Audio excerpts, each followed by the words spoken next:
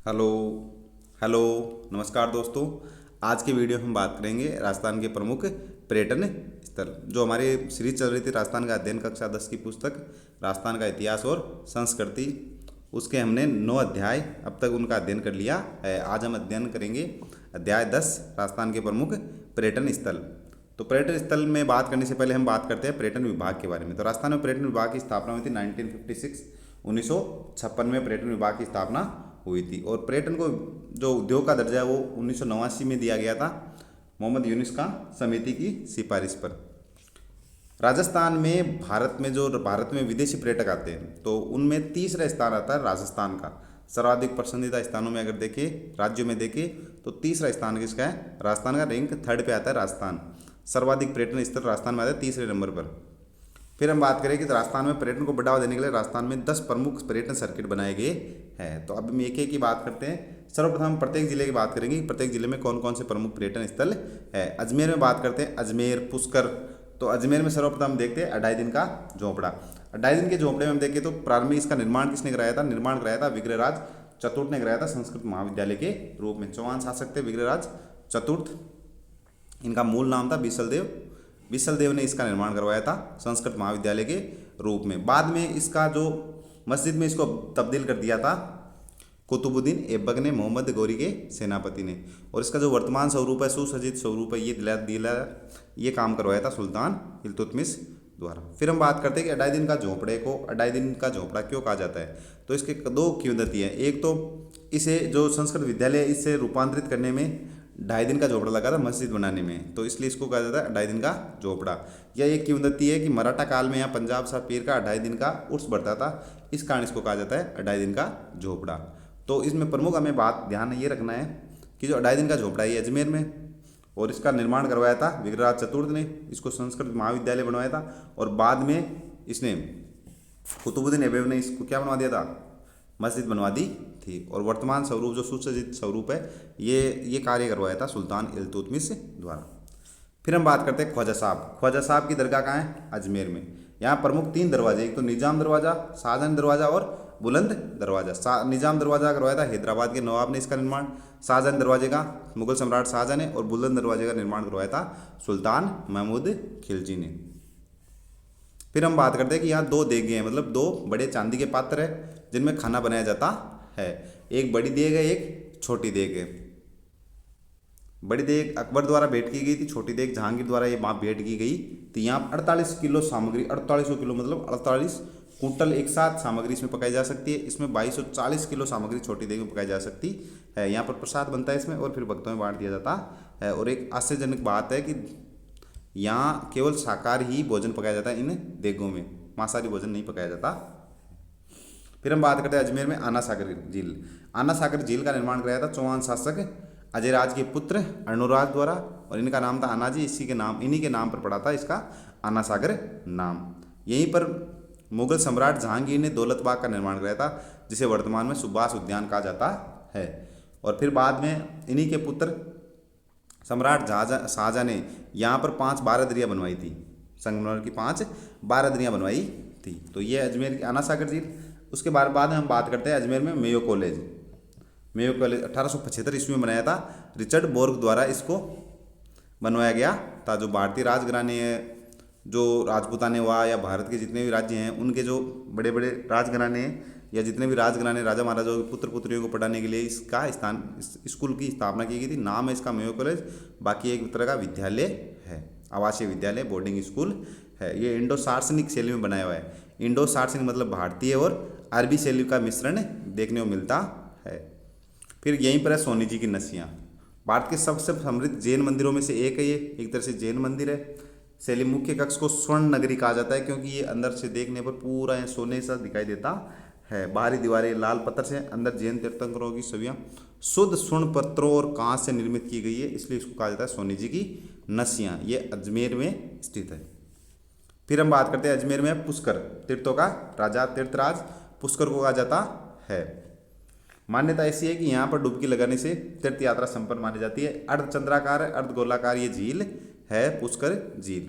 52 पवित्र घाट हैं, जिनमें मेन घाट है जनाना घाट, जो महिलाओं के लिए मेरी ने बनवाया था। इसी यहीं पर गांधी जी की अस्थियों का विसर्जन किया। इसको उसको कहा जाता है गांधी घाट। लगभग 9 से 10 फीट ये गहरी है। और यहाँ लगभग अगर इस झील के चारों तरफ देखें, यहाँ चारों तरफ, तो 500 से अधिक मंदिरों से ये जो झील है ये घिरी हुई है। फिर हम बात करते हैं विश्व का एकमात्र पुष्कर वो ब्रह्मा मंदिर पुष्कर में स्थित है। लाल रंग का पर इसका शिखर है। यहाँ पर ब्रह्मा जी का वाहन हंस की छवि अंकित है। गर्भगृह में ब्रह्मा जी की चतुर्मुखी प्रतिमा स्थापित की गई है, संगमरमर से निर्मित, और परस में असली चांदी के सिक्के जड़े हुए देखने को मिलते हैं। मंदिर में एक सूर्य भगवान का वो मूर्ति भी देखने को मिलती है हमें, जो जूते पहने हुए दिखाई देती है। फिर यहीं पर बात करें तो ब्रह्मा जी की पत्नी थी सावित्री, उनका मंदिर है यहीं पास पर।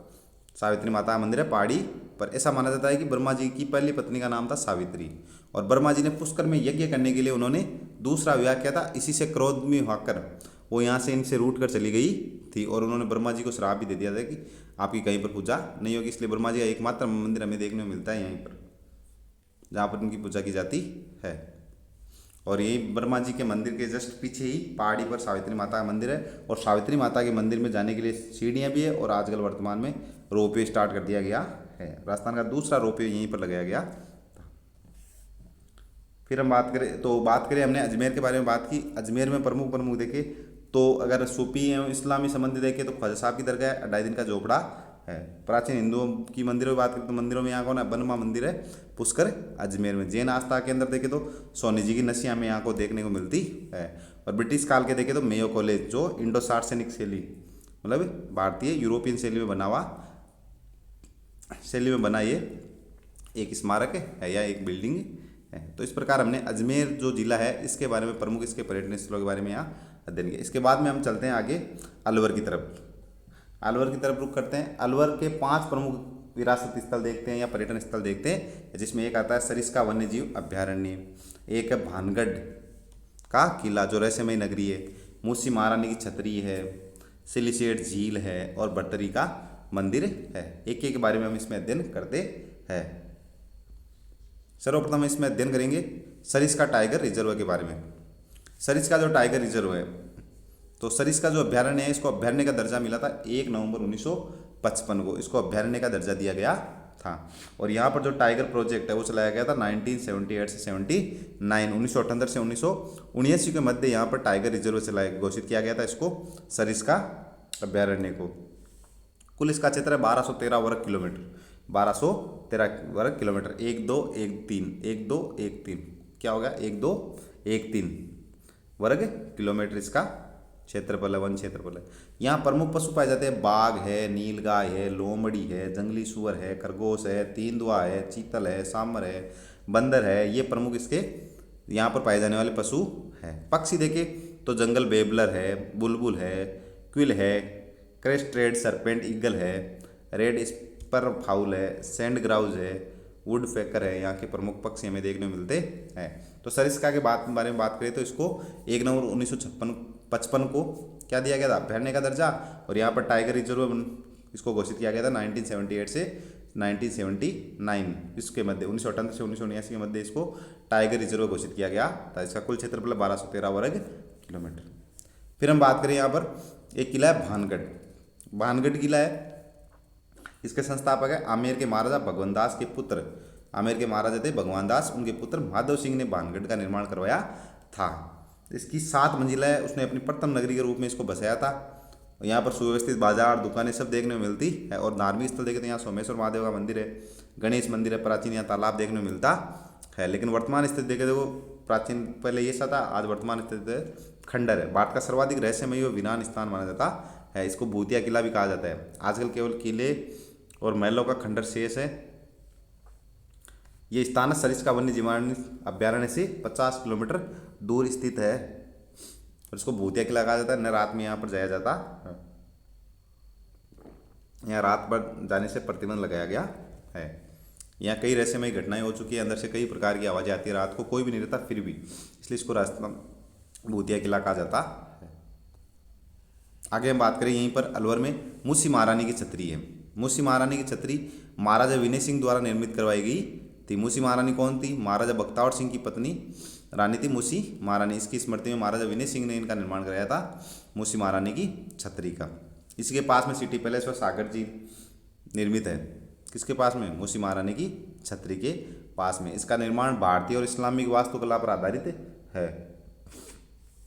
इसी छतरी में भगवान श्री कृष्ण, श्री रामचंद्र जी, लक्ष्मी जी और सीता माता की छवियां अंकित है। और यहाँ पर बख्तावर सिंह जी का क्या है?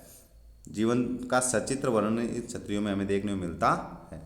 12 विशाल खंभे और 27 अन्य खंभों पर यह निर्मित की गई है मूसी महारानी की छतरी। यहीं पर है भर्तृहरि का मंदिर। इतिहास में हुए हैं अलवर के वैरागी शासक राजा भर्तृहरि। इनका अंतिम समय यहीं पर बीता था। अंतिम वर्षों में उन्होंने तपस्या यहीं पर की थी। इस मंदिर में सदैव अखंड ज्योत जलती रहती। अखंड ज्योत का मतलब वो कभी नहीं बुझती। महाराजा जय सिंह द्वारा 1924 में इस मंदिर को नया और भव्य स्वरूप दिया गया था। इसका जीर्णोद्धार करवाया गया था। यहाँ पर भाद्र शुक्ल अष्टमी को यहाँ पर मेला लगता है। और इसी परिसर में हनुमान जी, शिव और श्री राम का मंदिर भी हमें देखने को मिलता है भर्तृहरि मंदिर में। फिर हम बात करें यहीं पर कि सिलीसेट झील। सिलीसेट झील अलवर में, अलवर से सरिस्का मार्ग पर लगभग 15 किलोमीटर दूर है। अलवर से सरिस्का मार्ग पर 15 किलोमीटर दूर कौन सी है? सिलीसेट झील। सिलीसेट झील इसका निर्माण कराया था 1845 में महाराजा विनय सिंह द्वारा। रूपारेल नदी की एक शाखा को रोककर सिलीसेट बांध बनाया गया। वहीं पर झील का निर्माण कराया गया था, सिलीसेट झील का। और यहीं पर पास में क्या है? City lake palace, Siliserh lake palace भी यही देखने को मिलता है, जो वर्तमान में आरटीडीसी द्वारा हेरिटेज होटल के रूप में संचालित किया जाता है। यहाँ पर बोटिंग की जाती है, बर्ड वॉचिंग देखने को मिलता है हमें। सर्दियों में पानी में तैरती बतखें, प्रवासी पक्षी, मगरमच्छ मुख्य आकर्षण का केंद्र है। यहाँ घूमने आते हैं तो बोटिंग करने का ऑप्शन मिलता है, बर्ड वॉचिंग देखने को मिलती है, मतलब पक्षी यहाँ देखने को मिलते हैं, बतखें तैरती हुई यहाँ देखने को मिलती है, प्रवासी पक्षी यहाँ पर आते हैं, मगरमच्छ, ये मुख्य आकर्षण केंद्र है सिलीसेट झील में। तो हमने अलवर की बात की। तो अलवर में जो प्रमुख पर्यटन स्थल है उनमें हम बात करें। अलवर का सरिस्का वन्यजीव अभ्यारण्य, जिसको भारत सरकार ने 1955 में अभ्यारण्य का दर्जा दिया गया था। 1978-79 में उसको टाइगर रिजर्व घोषित किया गया था। 1213 वर्ग किलोमीटर फैला हुआ है। बानगढ़ एक रहस्यमयी किला है, भूतिया किला है, माधव सिंह द्वारा बसाया गया था। इसका निर्माण कराया गया था। यहाँ पर प्रमुख मंदिर सोमेश्वर मंदिर है, गणेश मंदिर है। मूसी महारानी की छतरी विनय सिंह ने बनवाई थी। और मूसी महारानी कौन थी? बख्तावर सिंह की पत्नी थी। 12 मुख्य स्तंभ और 27 अन्य स्तंभों पर ये इसका निर्माण कराया गया था मूसी महारानी की छतरी का। यहाँ पर भर्तृहरि का मंदिर है। तपोभूमि रही है, तपस्या की थी यहाँ पर भर्तृहरि ने। और यहाँ पर इनका मंदिर है। जय सिंह द्वारा इसका निर्माण करवाया गया, जीर्णोद्धार करवाया गया था 1924 में।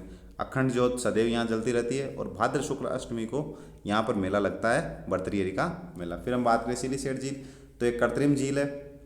और यहीं पर सिलीसेट में लेक पैलेस भी है। विनय सिंह द्वारा इसका निर्माण कराया गया था 1845 में। रूपारेल नदी को रोककर वहाँ पर बांध बनाकर इसका निर्माण करवाया गया था। किसका? सिलीसेट झील का।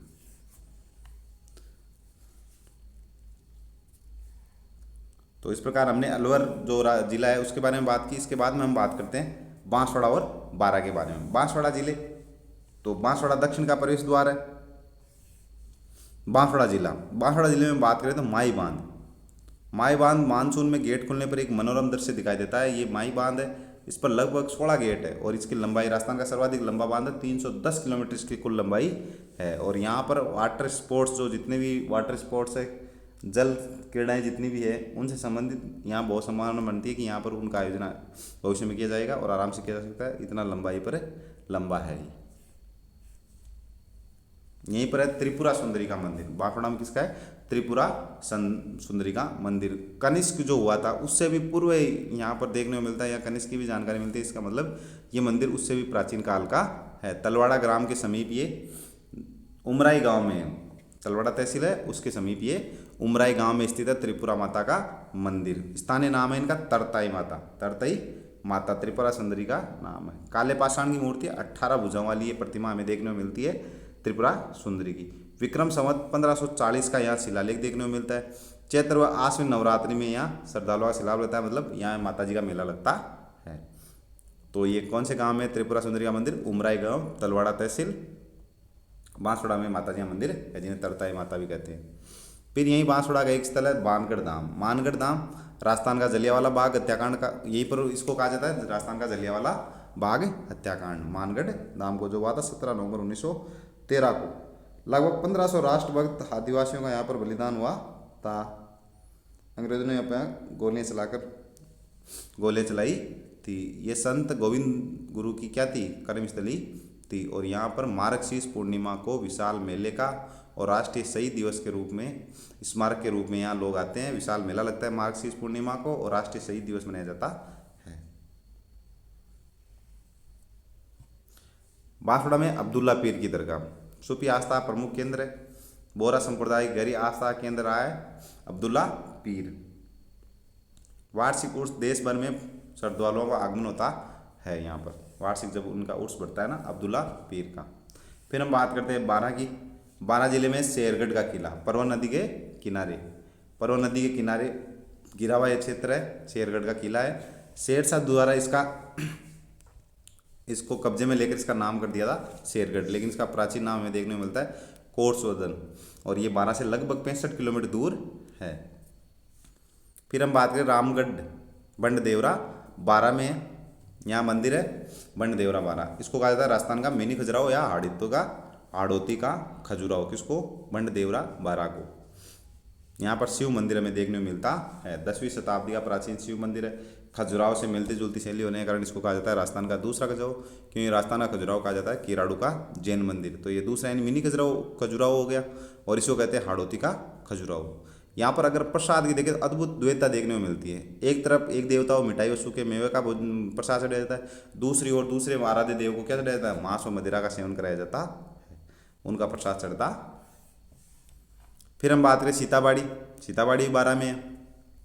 सीताबाड़ी अभ्यारण्य देख लो, वहाँ माता भगवान राम और सीता के दोनों पुत्र लव और कुश का जन्म यही माना जाता है, वो यही हुआ था सीताबाड़ी में। बारां से लगभग 45 किलोमीटर दूर है। यहाँ पर प्रमुख 4 जलकुंड है, एक सीता कुंड है, वाल्मीकि कुंड है, लक्ष्मण कुंड और सूर्य कुंड है। तो सीता माता के पुत्रों का यहाँ जन्म हुआ इसलिए सीता कुंड। वाल्मीकि ने यहीं पर इनको शिक्षा दीक्षा दी थी, वाल्मीकि आश्रम में ही हुआ था इनका जन्म, तो यहाँ वाल्मीकि कुंड है। लक्ष्मण जी भी यहाँ छोड़ने आए थे इनको, लक्ष्मण कुंड है। और एक यहाँ सूर्य कुंड है। सीताबाड़ी मेला का आयोजन भी इसी स्थान पर होता है, सीताबाड़ी बारां में। तो प्रमुख हम बात देखें तो अभी हमने बांसवाड़ा की बात की और फिर हमने बात की बारां जिले की। तो बांसवाड़ा में हम बात करें तो यहाँ पर त्रिपुरा सुंदरी का मंदिर है, अब्दुल्ला पीर का दरगाह है। सीताबाड़ी और रामगढ़ बंड-देवरा ये दोनों कहाँ हैं? बारां में है। फिर हम बात करेंगे बाड़मेर और भरतपुर की। बाड़मेर पश्चिमी राजस्थान का एक क्षेत्र है, जिला है, और ये पूर्वी राजस्थान का क्षेत्र। भरतपुर की हम बात करते हैं तो सबसे पहले हम बाड़मेर की बात करते हैं। बाड़मेर में किराड़ू मंदिर शहर से लगभग, बाड़मेर शहर से 35 किलोमीटर दूर थार के रेगिस्तान में चमकते माणक के समान लगते हैं किराड़ू मंदिर। सोलंकी वास्तुशैली में बने हुए है, भगवान शिव को समर्पित है। 5 मंदिरों का समूह वह है। और यहाँ प्रमुख मंदिर है सोमेश्वर महादेव मंदिर। 5 मंदिरों का समूह है किराड़ू में, इसको कहते हैं राजस्थान का खजुराहो। फिर यहीं पर है नाकोड़ा जी का मंदिर, 30वीं शताब्दी का ये मंदिर है। और यहाँ पर मुख्य मंदिर पार्श्वनाथ मंदिर है। यहाँ पर 13वीं शताब्दी में आलम शाह का आक्रमण हुआ और नाकोड़ा जी मंदिर को क्या कर दिया? लूट लिया गया था। हमले के आभास होते ही यहाँ की जो ग्रामीण लोग हैं उन्होंने भगवान की प्रतिमा को छिपा लिया था और बाद में 15वीं शताब्दी में यहाँ पर पुनः प्रतिमा का स्थापित किया गया था। फिर यहीं पर है बाड़मेर में रानी भटियाणी शाह, बुआ शाह का मंदिर। सीमाओं के पार की आस्था, मतलब पाकिस्तान के लोग भी यहाँ आते, सिंध प्रांत के लोग भी आते हैं। पश्चिमी राजस्थान और सिंध दोनों क्षेत्र पाकिस्तान में पूज ली। डोली जाति की आस्था का प्रमुख केंद्र रही है रानी भटियाणी शाह। यहाँ इनका प्रमुख मंदिर है जसोल गांव बाड़मेर में। तो हम बात करें कि मूल रूप से जैसलमेर के जोगीदास की राजकुमारी थी रानी भटियाणी और इनका विवाह था बाड़मेर के राठौड़ राजा से। लेकिन राठौड़ राजा की एक दूसरी पत्नी थी जिन्होंने इनके पुत्र और रानी भटियाणी को क्या दे दिया था? जहर देकर मरवा दिया था। तो इसलिए यहाँ के लोग इनको पूजा करते हैं रानी भटियाणी शाह की। दोनों का आस्था केंद्र एक तो सिंध पाकिस्तान और पश्चिमी राजस्थान में रानी भटियाणी पूजनीय है। और डोली जाती है उनका प्रमुख आस्था केंद्र कौन रही है? रानी भटियाणी रही। फिर हम बात करें लोहागढ़ भरतपुर में जल और मिट्टी का अजय दुर्ग है। जल से चारों तरफ इसके लिए जल, मतलब खाई खोदी गई और उसमें जल भरा हुआ रहता है। और ये मिट्टी से निर्मित किला है। किले की संरचना इस प्रकार से है कि इसमें अगर इस पर तोप के गोलों से भी हमला किया जाए तो वो मिट्टी उन गोलों को फूटने देती, अपने अंदर धस जाते हैं, उसमें आकर मिट्टी में धस जाते हैं। यहाँ का प्रमुख जो अगर हम देखें तो किले का अष्ट धातु से निर्मित यहाँ का किला जो दरवाजा है ना, मुख्य दरवाजा, वो है अष्ट धातु से निर्मित, जिसको जवाहर सिंह दिल्ली जीत कर लाया था। दिल्ली मुगलों की थी, उसमें जवाहर सिंह ने हमला किया और दिल्ली को जीत कर वो यहाँ पर इस दरवाजे को लेकर आ गया। ऐसा माना जाता है कि लॉर्ड कंबरमियर ने 1826 में इस पर कब्जा कर लिया था, जबकि 1806 में जब अंग्रेजों ने आक्रमण किया था उसको जीत नहीं पाए, तो बाद में 1826 में लॉर्ड कंबरमियर ने इस पर कब्जा कर लिया था। यहीं पर हम देखें तो 1765 में ज्वार बुर्ज, दो प्रमुख बुर्ज हैं यहाँ, विजय के प्रतीक है। जब जवाहर सिंह ने दिल्ली विजय की थी, फतेह की थी, उसमें उन्होंने यहाँ पर ज्वार बुर्ज बनाई थी 1765 में, जब उन्होंने दिल्ली में मुगलों पर विजय प्राप्त की थी। और उस वहीं से लाए थे वो, क्या लाए थे, ज्वार, वो अष्ट धातु दरवाजा दिल्ली से लेकर आए।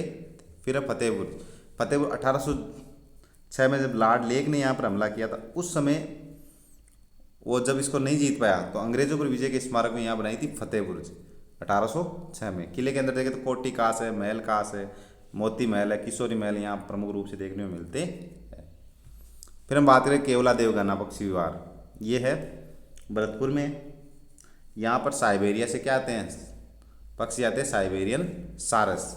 यहाँ प्रमुख पक्षियों में देखिए साइबेरियन क्रेन है, भारतीय सारस क्रेन है, जंगली मुर्गी है, चीनी मुर्गी है, हिरन है, पेटेंट स्टॉक सहित लगभग 230 प्रजातियों के पक्षियों का आश्रय स्थल माना जाता है केवलादेव गन्नी पक्षी विहार। इसको गन्ना पक्षी विहार के रूप में 18वीं सदी में छोटे जलाशय के रूप में विकसित किया गया था। 1971 में इसको संरक्षित करके अभ्यारण्य घोषित कर दिया गया था, संरक्षित पक्षी अभ्यारण्य घोषित कर दिया गया था। और 1985 में इसको विश्व धरोहर वर्ल्ड हेरिटेज का गौरव प्राप्त है। एशिया का सबसे ज़्यादा शानदार पक्षी विहार अगर हमें देखने को मिलता है तो ये है केवलादेव घना पक्षी विहार, जो है भरतपुर में। तो भरतपुर में हमने बात की केवलादेव घना पक्षी विहार की, जो 1971 में इसको संरक्षित अभ्यारण्य घोषित किया गया था। 1985 में इसको विश्व धरोहर सूची में शामिल किया गया था। यहाँ प्रमुख पक्षी हमारा जो साइबेरियन सारस है वो यहाँ आता है। इसके अलावा भारतीय सारस क्रेन है, जंगली मुर्गी, चीनी मुर्गी, हेरन, पेटेंट स्टॉक आदि इससे के साथ ही लगभग 230 प्रजातियों के यहाँ पक्षी देखने को मिलते हैं। फिर हम बात करें भरतपुर में है बंद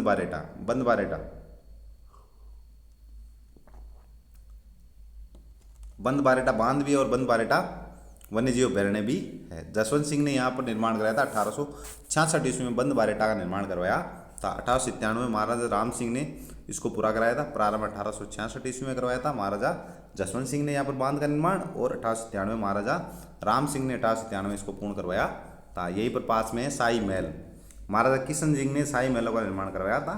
और आज वर्तमान में भरतपुर के शाही परिवार की निजी संपत्ति है शाही महल। और यहाँ पर भी लगभग 200 से अधिक पक्षियों की प्रजातियां पाई जाती है बंद बारेटा वन्यजीव अभ्यारण्य में। फिर हम बात करें गंगा मंदिर, भरतपुर का ये लोकप्रिय मंदिर है।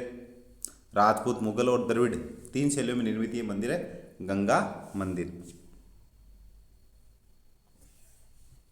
इसका निर्माण करवाया था जन सहयोग से, और लगभग माना जाता है कि इसका निर्माण महाराजा बलवंत सिंह द्वारा प्रारंभ कराया गया था 1845 में, और लगभग 90 वर्ष तक इसका निर्माण चलता रहा था। और एक ऐसी मान्यता भी मानी जाती है कि यहाँ जब इस मंदिर का निर्माण करवाया जाता तो यहाँ के लगभग राज्य के सभी कर्मचारी, समृद्ध जो लोग हैं, उन्होंने 1 माह का वेतन, अपना 1 माह का वेतन दान किया था।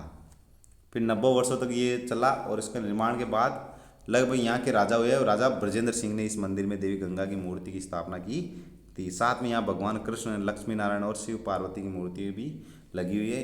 इनका निर्माण इस मंदिर में उनकी मूर्तियाँ भी हमें देखने को मिलती है। और यहाँ पर मेला लगता है गंगा सप्तमी और गंगा दशहरा के अवसर पर यहाँ पर मेला बढ़ता है गंगा मंदिर भरतपुर में। तो बाड़मेर में हमने बात की, बाड़मेर और भरतपुर के इन जिलों के प्रमुख पर्यटन स्थलों के बारे में। तो बाड़मेर में हमने देखा किराड़ू का मंदिर है, नाकोड़ा जी जैन मंदिर है, रानी बटियानीसा का मंदिर है। और भरतपुर में हमने देखा अबेड़ा बांध है, अबेड़ा कह रहे बंद बारेटा बांध है, बंद बारेटा वन्यजीव अभ्यारण्य है, केवलादेव वन्यजीव अभ्यारण्य है, गंगा मंदिर है, लोहागढ़ है। इनके बारे में हमने यहाँ अध्ययन किया। फिर हम बात करते हैं आगे, अगला जिला है भीलवाड़ा। भीलवाड़ा कहा जाता है वस्त्र नगरी। यहाँ प्रमुख हम देखेंगे मेनाल, मांडलगढ़, शाहपुरा, और यहाँ की जो पट चित्रकला है, रामसनेही संप्रदाय है, यहाँ की प्रमुख जो जल प्रपात है जैसे मेनाल है। इसके साथ हम बूंदी की बात करेंगे। बावड़ियों का सर कहा जाता है बूंदी को, तो बूंदी की प्रमुख बावड़ियों के बारे में देखेंगे। तारागढ़ के बारे में अध्ययन करेंगे। 84 कंबोज छतरी है, रानी जी की बावड़ी है, ये प्रमुख यहाँ के पर्यटन स्थल है। पहला हम भीलवाड़ा के बारे में। मेनाल, मेनाल लगभग 80 किलोमीटर दूर है भीलवाड़ा से। कोटा रोड पर है, कोटा रोड पर है, नेशनल हाईवे 27 पर स्थित है। कौन सा? मेनाल। और मांडलगढ़ भीलवाड़ा से लगभग 54 किलोमीटर दूर है, मध्यकाल के युद्धों का साक्षी है। और शाहपुरा, शाहपुरा 55 किलोमीटर दूर। तो ये 80 किलोमीटर दूर है, ये 54 किलोमीटर है, और ये 55 किलोमीटर दूर है। तो सर्वप्रथम मेनाल की बात करते हैं। ये मेनाल, मेनाल झरना झील, मेनाल झरने की बात करते हैं। लगभग 150 फीट गहरा है ये, जहाँ गिरने वाले जल की भारी जो आवाज़ आती है ना, वो देखने पर मंत्रमुग्ध हो जाते हैं। यहीं पर पास में भगवान महानालेश्वर का मंदिर भी हमें देखने को मिलता है मेनाल में। फिर हम बात करते हैं मांडलगढ़ के बारे में। तो हल्दी घाटी युद्ध की जो योजना है अकबर ने मान सिंह के साथ बनाई थी, वो बनाई थी अजमेर में। फिर यहाँ से अजमेर से जाने के बाद हल्दी का मांडलगढ़ में रुके थे ये मान सिंह। यहाँ पर युद्ध की पूर्व तैयारियाँ की थी। लगभग आधा मील लंबा देखने को मिलता है। हल्दी घाटी युद्ध से पूर्व मुगल सेनापति मान सिंह ने यहाँ पड़ाव डाला था। किले के भीतर यहाँ पर दो प्रमुख मंदिर है, एक भगवान शिव को समर्पित है, दूसरा भगवान कृष्ण को समर्पित है। फिर यहीं पर बात करते हैं शाहपुरा। शाहपुरा जो भीलवाड़ा का है, ये रामसनेही संप्रदाय की प्रमुख पीठ है। यहाँ पर जो रामचरण जी ने यहाँ स्थापना की थी, प्रमुख रामसनेही संप्रदाय का प्रमुख तीर्थ स्थान मान लो। 1804 में यहाँ रामचरण जी ने इसकी स्थापना की थी, प्रमुख पीठ की। यहाँ पर फूलडोल मेला लगता है जो 5 दिन तक लगता है। फिर हम बात करें यहाँ पर स्वतंत्र संग्राम से संबंधित त्रिमूर्ति स्मारक है। बारठ परिवार भी यहीं के थे। यहाँ पर बारठ जी की हवेली है, जिनमें प्रमुख हमारे बारठ जी है, जैसे केसरी सिंह बारठ जी है, जोरावर सिंह जी है, प्रताप सिंह जी है। ये प्रमुख यहाँ के क्रांतिकारी वीर हुए है। पारंपरिक हस्तकला की बात करें तो फट चित्रकला का प्रमुख केंद्र कौन सा है? शाहपुरा है। फिर हम बात करते हैं बूंदी। बूंदी में हम देखें तो बूंदी में तारागढ़ फोर्ट, तारागढ़, तारागढ़ का निर्माण कराया। तारे के समान, आसमान से देखने पर तारे के समान दिखाई जाने के कारण इसको कहता है तारागढ़। तारागढ़ का निर्माण 1354 ईस्वी में राजा अकबर सिंह द्वारा इसका निर्माण करवाया गया था। वक्राकार छतें, कमल के रूप में सजी अनूठी छतें यहाँ देखने को मिलती है। यहाँ प्रांगण में स्थित सुंदर देवालय देखने को मिलते हैं। शीर्ष मंडपों वाली यहाँ छतरियाँ देखने को मिलती है। फिर हम बात करते हैं 84 खंभों की छतरी। बूंदी का प्रमुख पर्यटन स्थल 84 खंभों की छतरी, जिसका निर्माण करवाया था महाराजा अनिरुद्ध सिंह द्वारा अपनी धाबाई देवा की स्मृति में। मतलब इनकी दाई माँ थी, उनकी स्मृति में महाराजा अनिरुद्ध सिंह ने इसका निर्माण कराया था 84 खंभों की छतरी का। लगभग 84 खंभे है इस छतरी में। 84 खंभों पर ये टिकी हुई है। पाषाण पर उकेरे गए यहाँ पर हिरण, हाथी के चित्र भी हमें देखने को मिलते हैं। अप्सराओं के जीवंत चित्रण भी यहाँ पर देखने को मिलते हैं। तो ये 84 खंभों की छतरी जो बूंदी में अनिरुद्ध सिंह ने इसका निर्माण कराया था देवा दाबाई की स्मृति में। यहीं पर चित्रमहल व चित्रशालाएँ। चित्रमहल महाराजा उमेद सिंह ने यहाँ चित्रशाला का निर्माण कराया था। देव देवताओं का, युद्ध के दृश्यों का, हाथियों का, राधा कृष्ण के अनूठे चित्र में देखने को मिलता है। किसमें? चित्रमहल में। एक अंदर है चित्रशाला, और इस चित्रशाला को अंदरूनी भाग में बनाने के कारण यहाँ न तो सूर्य की रोशनी पहुँच पाती है, न मौसम की नमी। इस कारण आज भी जो लघु चित्र है वो चमक और रंग अपने मूल रूप में लिए हुए है। फिर हम बात करें रानी जी की बावड़ी। रानी जी का बावड़ी का निर्माण किया था 1699 ईस्वी में। रानी राजा अनिरुद्ध सिंह की जो रानी है नाथावती द्वारा इसका निर्माण कराया गया था, इसलिए इसको कहते हैं ट्विन स्टेपवेल, रानी जी की बावड़ी। बहुमंजिला बावड़ी है। इसमें प्रवेश द्वार पर एक हाथी मंडावा है, और ऐसा लग रहा है उस हाथी की सूंड इस प्रकार मोड़ी गई है कि ऐसा लग रहा है जैसे वो हाथी पानी पी रहा हो। और इसका जो मुख्य प्रवेश द्वार है इस पर अत्यंत आमंत्रण देता हुआ प्रतीत लगता है ये जो मुख्य द्वार। तो इस प्रकार हमने बात की थी भीलवाड़ा और बूंदी के बारे में। अब हम बात करेंगे चित्तौड़गढ़ और दौसा के, यहाँ के प्रमुख पर्यटन स्थलों के बारे में। सर्वप्रथम हम बात करते हैं चित्तौड़गढ़। चित्तौड़गढ़ का सर्वप्रथम हम देखें तो चित्तौड़गढ़ किले के बारे में बात करते हैं। चित्तौड़गढ़ प्रमुख पर्यटन स्थल है, जिसका निर्माण ऐसा माना जाता है कि पौराणिक कथा है कि महाभारत काल के जो पांडव हैं उनका जो नायक था भीम, जो भीम, पहले युधिष्ठिर, फिर भीम, अर्जुन, नकुल, सहदेव, तो इनमें जो नायक भीम था उसके द्वारा माना जाता है कि उन्होंने इसका निर्माण कराया था चित्तौड़गढ़ किले का। और चित्तौड़गढ़ जो किला है वो गंभीरी और बेड़च नदियों के संगम पर स्थित है। और इसे माना जाता है कि चित्रांगद मौर्य ने इसका निर्माण किया था, उसी के नाम पर इसका चित्रकूट नाम पड़ा था। और वर्तमान में इसको कहा जाता है चित्तौड़गढ़। फिर हम बात करें विजय स्तंभ। चित्तौड़गढ़ में है विजय स्तंभ। विजय स्तंभ का निर्माण कराया था महाराणा कुंभा ने 1437 में, जब मालवा के सुल्तान महमूद खिलजी के साथ उनका युद्ध हुआ था, सहारनपुर का युद्ध। उस विजय के उपलक्ष्य में उन्होंने 1440 ईस्वी में उन्होंने निर्माण करवाया था इसका। विजय स्तंभ का निर्माण लगभग 8 वर्ष लग गए थे इसको। 1440 ईस्वी से 8 वर्षों तक इसका निर्माण करवाया गया था। यहाँ पर हिंदू देवताओं की मूर्तियाँ स्थापित की गई थी। और लगभग ये देखो इतना बड़ा भव्य स्मारक वो विजय स्तंभ बनवाया गया था महाराणा कुंभा द्वारा। 9 मंजिला है। तो चित्तौड़गढ़ के 2 गौरव, एक तो विजय स्तंभ है, एक कीर्ति स्तंभ है। विजय स्तंभ विजय की उपलक्ष्य में बनाया गया था, 1440 में बनाया गया था, 9 मंजिला है और हिंदू देवी देवताओं की मूर्ति से अलंकृत है। कीर्ति स्तंभ जैन तीर्थंकरों को समर्पित है। जैन व्यापारी जीजा साहब बघेरवाल और उनके पुत्र पुण्य सिंह ने इसका निर्माण करवाया था लगभग 13वीं शताब्दी में। इसका निर्माण हुआ था 15वीं शताब्दी में। तो ये इससे भी प्राचीन है, विजय स्तंभ से भी प्राचीन है। लगभग 6 मंजिला है। हिंदू स्थापत्य शैली में बना जैन स्मारक है। फिर हम बात करते हैं भैंसरोडगढ़। भैंसरोडगढ़ चित्तौड़गढ़ में पड़ता है। चंबल और ब्राह्मणी नदियों के संगम पर स्थित है भैंसरोडगढ़ दुर्ग। इसके बारे में एक कथन हमें इतिहास में देखने को मिलता है कि यदि मुझे राजस्थान में एक जागीर या जागीर यानी संपत्ति की पेशकश की जाए तो मैं भैंसरोडगढ़ चुनूंगा। ये कहा था इतिहासकार कर्नल जेम्स टोड ने कहा था कि अगर कोई मुझे राजस्थान की कोई जागीर देना चाहिए तो मैं उस राजस्थान की जागीर में किसको पसंद करूंगा लेना, भैंसरोडगढ़ को लेना पसंद करूंगा। यहाँ पर अलाउद्दीन खिलजी ने यहाँ पर हमले किए थे और उस समय यहाँ के जो पुराने मंदिर और इमारतों को इसने नष्ट कर दिया था। यहाँ के जो शाही परिवार है उसने यहाँ हेरिटेज होटल के रूप में इसको संचालित कर रखा है। फिर हम बात करते हैं दौसा। दौसा में हम बात करते हैं आभा नगरी। आभा नगरी से इसको नाम दिया आभा नेरी। तो आभा नगरी का मतलब होता है आभा यानी प्रकाश, नगरी यानी शहर, मतलब प्रकाश का शहर। तो इसलिए इसको कहा जाता है आभा नगरी। फिर धीरे धीरे इसको कहा जाने लग गया आभा नेरी। आभा नेरी यहाँ की प्रसिद्ध चांद बावड़ी, जिसका निर्माण कराया था राजा चंद्र ने इसका निर्माण करवाया था। ये दौसा जिले का मुख्य आकर्षण केंद्र है। जयपुर आगरा जो रोड है उस पर स्थित है आभा नेरी।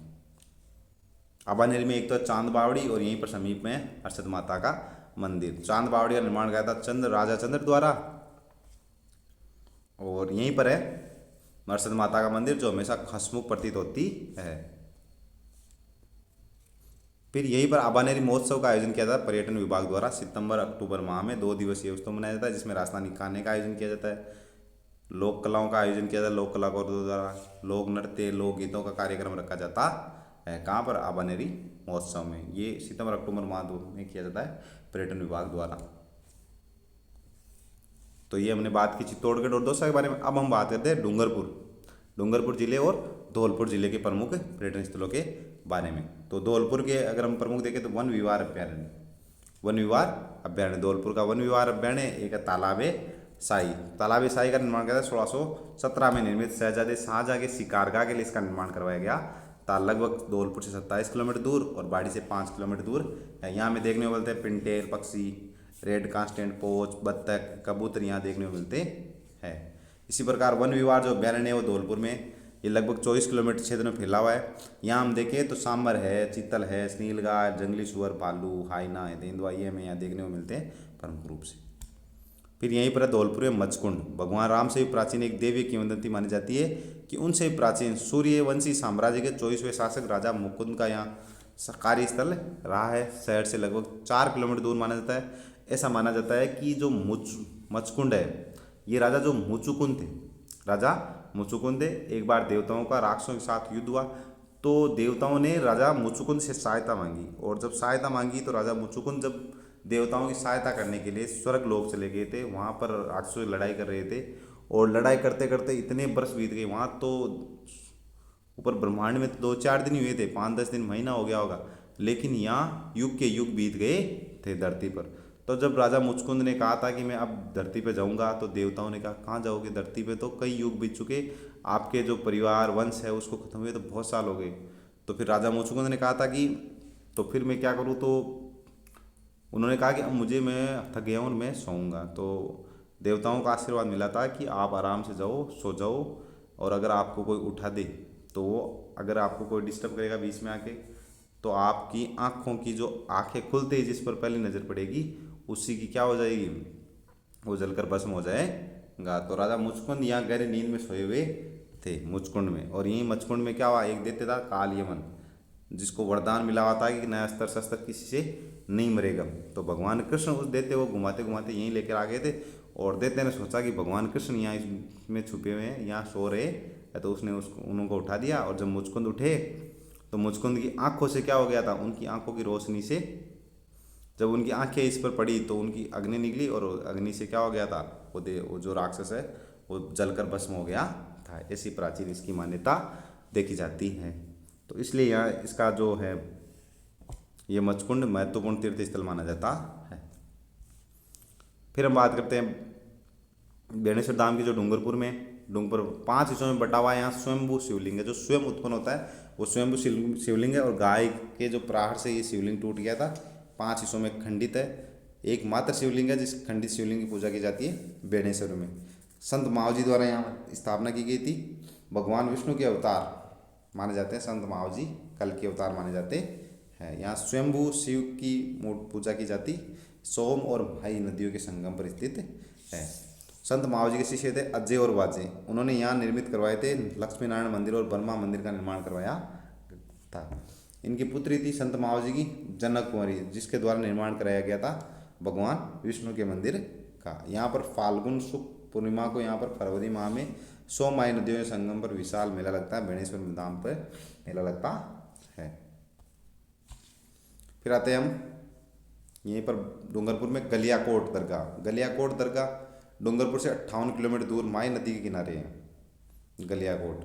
दाऊदी बोहरा संप्रदाय का पवित्र स्थल, जहाँ प्रसिद्ध संत सैयद फखरुद्दीन की मजार यहाँ देखने को मिलती है। अगर इसका बाहरी आवरण देखें तो संगमरमर से निर्मित है श्वेत। भीतरी आवरण में अगर हम देखें जो ये मजार है उसमें, तो संत की दी हुई जो फखरुद्दीन की जो दी गई शिक्षा वो दीवार पर सोने से पानी से उत्कीर्ण की गई है। और यहीं पर गुम्बद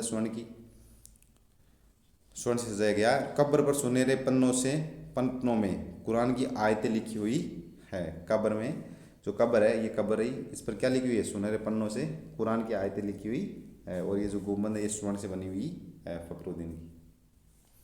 यहीं पर डूंगरपुर में गेप सागर झील, गेप सागर झील, यहीं पर गेप सागर झील के पास ही मंदिर है श्रीनाथ जी का मंदिर। विजय राज राजेश्वर मंदिर यहाँ पर है गेप सागर झील। तो इस प्रकार हमने बात की धौलपुर जिला और डूंगरपुर जिला। तो धौलपुर के प्रमुख पर्यटन स्थल देखे तालाब है, साई है, वन्यजीव अभ्यारण्य है, मचकुंड है। डूंगरपुर में हमने गेप सागर झील के बारे में दिन प्रमुख बेणेश्वर है, गलियाकोट है, ये प्रमुख इसके पर्यटन स्थल है। फिर हम बात करते हैं, अगला बात करते हैं हनुमानगढ़ की। तो हनुमानगढ़ में प्रमुख रूप से देखिए तो कौन कौन से है, तो कालीबंगा सभ्यता है, लगभग 4500 वर्ष पूर्व की है ये सभ्यता है। और यहाँ से 2500 ईसा पूर्व खुदाई मिले हड़प्पा और पूरा हड़प्पा काल के यहाँ पर अवशेष हमें देखने को मिलते हैं। यहाँ पर देखो हड़प्पा कालीन सील मिली है, मानव कंकाल मिले, अज्ञात स्क्रिप्ट मिली है, तांबे की चूड़ियाँ, मोती, सिक्के, टेराकोटा, सीप के खिलौने यहाँ पर हमें प्रमुख रूप से देखने को मिलते हैं। इसकी खुदाई 1961 से 1969 के बीच में की गई थी। यहाँ पर 1983 में क्या किया गया था, संग्रहालय की स्थापना की गई है कालीबंगा में। फिर यहाँ हमें देखने मिलता है एक किला है बटनेर, यहाँ का प्रमुख पर्यटन स्थल है बटनेर भट्टी नगर का अपभ्रंश है, इसे हनुमानगढ़ किले के नाम पर जाना जाता है। कैसे पड़ा, ये गग्गर नदी के तट पर स्थित है, उत्तरी सीमा का प्रहरी कहा जाता है। इसकी ऐतिहासिक मान्यता देखिए तो आईने अकबरी में इसका उल्लेख हमें देखने को मिलता है। भारत के सबसे प्राचीन किलों में इसका नाम हमें देखने को मिलता है। सदियों से इस साहसी किले को कोई जीत नहीं पा रहा था। यहाँ पर पृथ्वीराज चौहान ने भी हमला किया था, नहीं जीत पाए थे। तैमूर ने भी आक्रमण किया था, उसका भी विफल रहा था। लगभग 17 साल पहले इसका निर्माण करवाया गया था। जैसलमेर के राजा थे भाटी, उनके पुत्र भूपत द्वारा इसका निर्माण किया था। भूपत भाटी द्वारा बटनेर दुर्ग का निर्माण करवाया गया था। 1805 में इस किले पर जो बीकानेर के राजा हैं सूरज सिंह, इन्होंने हमला किया और भाटी राजाओं को पराजित करके इस किले को जीत लिया था 1805 में। और इस किले को जीता था, बटनेर किले को मंगलवार के दिन जीता था। और उनके जो आराध्य देव थे सूरज सिंह के, वो थे हनुमान जी, तो उन्होंने अपने भगवान आराध्य के नाम पर इसका नाम दे दिया हनुमानगढ़, मंगलवार के दिन जीतने के कारण। तो हनुमानगढ़ में हमने एक तो कालीबंगा सभ्यता के बारे में अध्ययन किया और एक है भटनेर किला, ये प्रमुख यहाँ के पर्यटन स्थल है। फिर हम बात करते हैं जयपुर। जयपुर के चार मुख्य अगर स्तंभों में देखें तो हम एक तो बात करेंगे सभी स्तंभ शौर्य संबंधित जो किले, आस्था के किले, स्थापत्य संबंधित, विज्ञान संबंधित और आस्था से संबंधित जो बातें, इनमें प्रत्येक पर्यटन स्थल के बारे में अध्ययन करें। सबसे पहले हम बात करेंगे स्थापत्य की, जो सुरक्षा की दृष्टि से हम जो किले बना रखे हैं उनके बारे में। भाई ये जो प्रमुख पर्यटन स्थल है जयपुर के, जैसे जयगढ़ फोर्ट है जिसका निर्माण 1726 में करवाया था मिर्जा राजा जय सिंह ने। नाहरगढ़ किला 1734 में जिसका निर्माण करवाया था सवाई जय सिंह ने। आमेर 1592 में मान सिंह ने आमेर में महलों का निर्माण कराया था। आमेर और नाहरगढ़, तो आमेर राजधानी के रूप में बनाया गया था। मान सिंह प्रथम ने 1592 में इसका निर्माण करवाया गया, निर्माण करवाया था। मुगल व हिंदू शैली में इसका निर्माण करवाया गया था। विश्व यूनेस्को सूची में शामिल है ये आमेर दुर्ग। हमने बात की थी जून 2013 में राजस्थान के 6 किलों को किस में शामिल किया गया था, विश्व विरासत सूची में। फिर आता है नाहरगढ़। नाहरगढ़ का निर्माण किया था महाराजा जय सिंह ने 1734 में। मराठाओं से बचने के लिए इसका निर्माण करवाया था। मराठाओं से सुरक्षार्थ इसका निर्माण करवाया था। जयपुर का पहरेदार रानियों के लिए माधवेंद्र भवन, ग्रीष्मकालीन निवास, हाल ही में मूर्ति कला आर्ट गैलरी भी यहाँ पर बनाई गई है। फिर है जयपुर का शस्त्रागार जयगढ़ किला, जहाँ पर एक तोप रखी हुई है, जय बाण तोप। लगभग 8 मीटर लंबा इसका बैरल है। एक बार में इसमें 100 किलो, ये बैरल जो है ना, इसमें 100 किलो गन पाउडर, मतलब जो तोप छोड़ने का पाउडर है, वो इसमें डाला जा सकता है। आज तक इसको केवल एक बार चलाई गई थी। गोला से लगभग 35 किलोमीटर दूर एक बड़ा गड्ढा बन गया था। लगभग ये गोगेला बगरू के निकट यहाँ पड़ता है, वहाँ पर एक तालाब बन गया था पूरा इसके, जहाँ पड़ा था ना एक गोला। कुल वजन इसका 50 टन है। विश्व की सबसे बड़ी तोप मानी जाती है। लगभग 31 फीट 3 इंच लंबी है। फिर हम बात करते हैं हवा महल। हवा महल का वास्तुकला का मुकुट माना जाता है। हवा महल भगवान कृष्ण के मुकुट जैसा होने के कारण मंदिर, वो 5 मंजिला डिजाइन है, भगवान कृष्ण के मुकुट के समान है। कौन सा? हवा महल। ये हवा महल जो है ना, ये भगवान कृष्ण के मुकुट के समान है। इसका जो वास्तुकार है वो है लालचंद उस्ता, और निर्माण करवाया था सवाई प्रताप सिंह ने। क्यों निर्माण करवाया था कि जो राजघराने महिलाएं हैं वो जयपुर के जो उत्सव है, महोत्सव है, मेले है, त्यौहार है, जुलूस है, उनको देख सके आराम से इस पर बैठकर, इसमें बैठकर। इसमें लगभग 953 सुंदर छोटे आकार के झरोके बने हुए हैं। फिर हम बात करें, हवा महल की बात कर ली, हम बात करते हैं जिसका निर्माण कराया था 1799 में महाराजा सवाई प्रताप सिंह ने। इसका वास्तुकार लालचंद उस्ता, राजस्थानी मुगल शैली में निर्मित है। शाही महिलाओं के लिए गुप्त अवलोकन केंद्र ये बनाया गया था ताकि वो वहाँ से जुलूस, त्यौहार, पर्व देख सके। अल्बर्ट हॉल, इसका निर्माण कराया था 1876 में। प्रिंस ऑफ वेल्स द्वारा इसकी आधारशिला रखी गई थी। वास्तुकार था इसका सर स्वेटन जेकब। इंडोर सार्वजनिक मतलब इंडिया, भारतीय और यूरोपियन शैली में इसका निर्माण करवाया गया था। अल्बर्ट हॉल रामबाग के पीछे सेंट्रल म्यूजियम, लघु चित्रों का बड़ा संग्रहालय है अल्बर्ट हॉल। फिर आती है जंतर मंतर, खगोलीय विज्ञान। सवाई जय सिंह द्वितीय द्वारा निर्मित 5 वेधशालाओं में सबसे विशाल वेधशाला है, जिसको विश्व धरोहर स्थल में शामिल किया गया है जंतर मंतर को। ये जटिल यंत्रों से समय मापने, सूर्य की गति, कक्षाओं का सटीक निरीक्षण करने के लिए जंतर मंतर। यहीं पर है इसलाट, या इसी को कहते हैं सरगा सूली, विजय का प्रतीक है।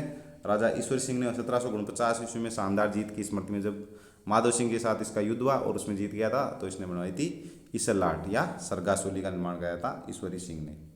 यहीं पर गलताजी और गोविंद देव जी का मंदिर जयपुर में प्रमुख पर्यटन स्थलों में। तो गलताजी प्राचीन मंदिर है, गालव ऋषि की तपोस्थली रही है, और यहाँ के जो कुंड है उसमें स्नान करना का धार्मिक महत्व है।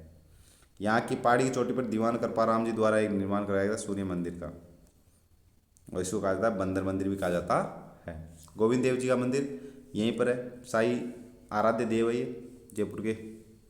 तो सवाई जय सिंह द्वारा वृंदावन से लाई गई आकर्षक जो प्रतिमा है वहीं देखने में मिलती है गोविंद देव जी के मंदिर में। सिटी पैलेस के सूर्य महल में स्थापित किया गया था इसको। शाही परिवार स्थानीय लोगों के परम पूजनीय है। झांकियों के माध्यम से इनके दर्शन किया जाता है। 7 झांकियाँ इनकी, 7 या 8। तो हमने बात की जयपुर जिले में हम देखें तो आमेर है, प्रमुख महल आमेर, जिसका निर्माण 1792 में मान सिंह ने करवाया था। जयगढ़ पोर्ट है, जिसका निर्माण 1726 में सवाई जय सिंह सेकंड मतलब सवाई जय सिंह ने कराया था। नाहरगढ़ का 1734 में सवाई जय सिंह ने कराया था। ईसरलाट का 1749 में ईश्वर सिंह ने निर्माण कराया था। हवा महल है, जिसका निर्माण 1799 में सवाई प्रताप सिंह ने करवाया था। जंतर मंतर है, जिसका निर्माण सवाई जय सिंह ने करवाया था। अल्बर्ट हॉल है, प्रिंस ऑफ वेल्स ने इसकी नींव रखी थी। और सर स्वेंटन जेकब इसके क्या रहे हैं, वास्तुकार हैं। गलता जी है, प्राचीन गालव ऋषि की तपोस्थली रही है, ये गोविंद देव जी है। ये इस प्रकार प्रमुख जयपुर के क्या है पर्यटन स्थल हमें देखने को मिलते हैं। तो इस प्रकार हमने राजस्थान के प्रमुख प्रमुख जो जिले हैं उनके मतलब लगभग जिलों के हमने 7 10 15 जिलों के हमने क्या देखे, देखो 10 15 जिले जितने भी हो गए हमसे अब तक जिले, उन जिलों के हमने प्रमुख यहाँ पर पर्यटन स्थल देखे हैं कि कौन कौन से राजस्थान के प्रमुख जिलों के प्रमुख प्रमुख पर्यटन स्थल है। जैसे हमने भीलवाड़ा, बूंदी, चित्तौड़गढ़, बारा, डूंगरपुर, बांसवाड़ा, जैसलमेर, झालावाड़, जयपुर, जोधपुर के बारे में अभी अध्ययन नहीं किया। अगले पार्ट में हम जो भी ज़िले बच गए उनके प्रमुख पर्यटन स्थलों के बारे में अध्ययन किया।